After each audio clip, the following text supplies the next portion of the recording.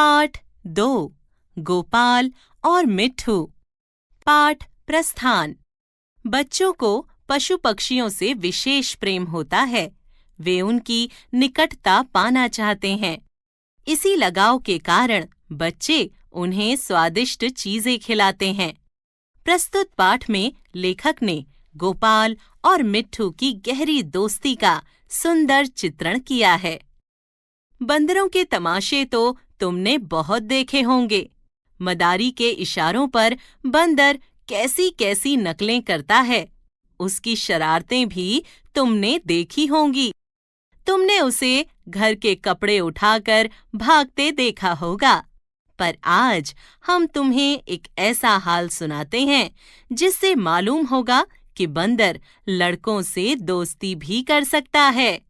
कुछ दिन हुए, लखनऊ में एक सर्कस कंपनी आई थी। उसके पास शेर, भालू, चीता और कई तरह के और भी जानवर थे। इनके सिवा एक बंदर मिट्ठू भी था। लड़कों के झुंड रोज इन जानवरों को देखने आया करते थे। मिट्ठू ही उन्हें सबसे अच्छा लगता। उन्हीं लड़कों में गोपाल भी था। वह रोज आता और मिट्ठू के पास घंटों चुपचाप बैठा रहता। उसे शेर, भालू, चीते आदि से कोई प्रेम न था। वह मिट्ठू के लिए घर से चने, मटर, केले लाता और खिलाता। मिट्ठू भी उससे इतना हिल गया था कि बगैर उसके खिलाए कुछ न खाता। इस तरह दोनों में बड़ी दोस्ती हो गई। एक दिन गोपाल ने सुना कि सर्कस कंपनी वहां से दूसरे शहर में जा रही है। यह सुनकर उसे बड़ा रंज हुआ। वह रोता हुआ अपनी माँ के पास गया और बोला, अम्मा, मुझे एक अठन्नी दो, मैं जाकर मिट्ठू को खरीद लाऊं। वो न जाने कहाँ चला जाएगा, फिर मैं उसे कैसे देखूंगा? वो भी मुझे न देखेगा तो रोएगा। माँ ने समझाया, बेटा, बंदर किसी को प्यार नहीं करता। वह तो बड़ा शैतान होता है। यहाँ आकर सबको काटेगा। मुफ्त में उल्हाने सुनने पड़ेंगे। लेकिन लड़के पर माँ के समझाने का कोई असर न हुआ। वह रोने लगा। आखिर माँ ने मजबूर होकर उसे अठन्नी निकालकर दे दी। अठन्नी पाकर गोपाल मारे खुशी के फूल उठा। उसने अठन्नी को मिट्टी से मलकर खूब चमकाया। फिर मिट्ठू को खरीदने चला गया। लेकिन मिट्ठू वहां दिखाई न दिया। गोपाल का दिल भर आया। मिट्ठू कहीं भाग तो नहीं गया? सर्कस के मालिक को अठन्नी दिखाकर गोपाल बोला, क्यों साहब, मिट्ठू को मेरे हाथ बेचेंगे? मालिक रोज उसे मिट्ठू से खेलते और खिलाते देखता था। हंसकर बोला, अब की बार आऊंगा तो मिट्ठू को तुम्हें दे दूंगा। गोपाल निराश होकर चला आया और मिट्ठू को इधर उधर ढूंढने लगा। वह उसे ढूंढने में इतना मगन था कि उसे किसी बात की खबर न थी। उसे बिल्कुल न मालूम हुआ कि वह चीते के कटघरे के पास आ गया। चीता भीतर चुपचाप लेटा था।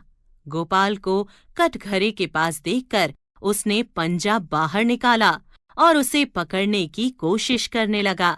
गोपाल तो दूसरी तरफ ताक रहा था। उसे क्या खबर थी कि चीते का तेज पंजा उसके हाथ के पास पहुंच गया है।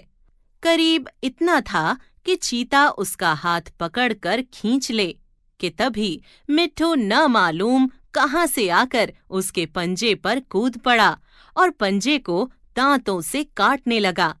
चीते ने दूसरा पंजा निकाला और उसे ऐसा घायल कर दिया कि वह वहीं गिर पड़ा और जोर जोर से चीखने लगा। मिट्ठू की यह हालत देखकर गोपाल भी रोने लगा। दोनों का रोना सुनकर लोग दौड़ पड़े, पर देखा कि मिट्ठू बेहोश पड़ा है और गोपाल रो रहा है।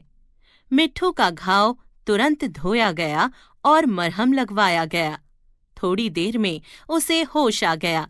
वह गोपाल की ओर प्यार भरी आंखों से देखने लगा, जैसे कह रहा हो कि अब रोते क्यों हो, मैं तो अच्छा हो गया। कई दिन मिट्ठू की मरहम पट्टी होती रही और आखिर वह बिल्कुल अच्छा हो गया। गोपाल अब रोज आता और उसे रोटियां खिलाता। आखिर कंपनी के चलने का दिन आया। गोपाल बहुत दुखी था। वह मिट्ठू के कटघरे के पास खड़ा आंसू भरी आंखों से देख रहा था कि मालिक ने आकर कहा, अगर मिट्ठू तुमको मिल जाए तो तुम उसका क्या करोगे? गोपाल ने कहा, मैं उसे अपने साथ ले जाऊंगा, उसके साथ साथ खेलूंगा, उसे अपनी थाली में खिलाऊंगा, और क्या। मालिक ने कहा, अच्छी बात है, मैं बिना तुमसे अठन्नी लिए ही इसे तुम्हें दे देता हूँ। गोपाल को जैसे कोई राज मिल गया। उसने मिट्ठू को गोद में उठा लिया, पर मिट्ठू नीचे कूद पड़ा और उसके पीछे पीछे चलने लगा। दोनों खेलते कूदते घर पहुंच गए। मूल्य: निश्चल प्रेम, मदद, बेजुबान जानवरों को भोजन, आजादी,